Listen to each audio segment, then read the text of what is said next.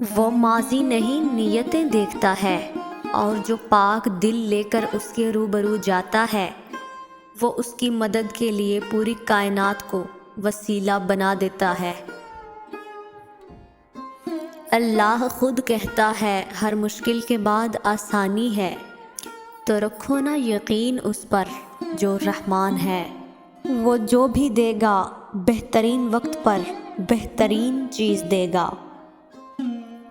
تم اپنی دعا میں تارے مانگتے ہو، مگر ہو سکتا ہے اللہ نے تمہارے لیے چاند بچا کر رکھا ہو۔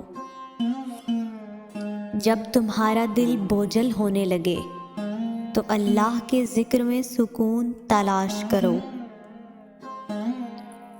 ہر پریشانی اپنے ساتھ آسانی بھی لاتی ہے۔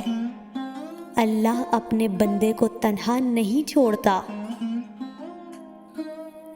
دعائیں موڑ لائیں گی مقدر کی خوشیاں۔ تم ایک بار اللہ سے اچھا گمان کر کے تو دیکھو۔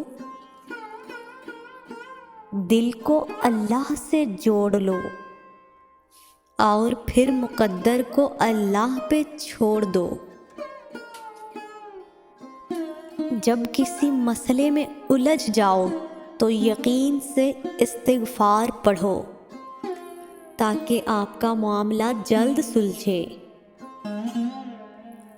وہ ہر اس چیز سے تمہیں آزماتا ہے جس کے کھو جانے کا تمہیں ڈر ہوتا ہے۔ اگر سب کچھ اللہ پر چھوڑ ہی دیا ہے تو اس کے فیصلوں پر یقین رکھو۔ وہ تمہاری ہر چاہت کو پورا کرنے پر قادر ہے۔ جو لوگ قرآن سے جڑ جاتے ہیں وہ پھر زندگی کی ہر جنگ جیت جاتے ہیں۔ جب تم اللہ کی رضا کو اپنا لیتے ہو تب تمہاری چاہتیں بھی اللہ کی رضا بن جاتی ہیں۔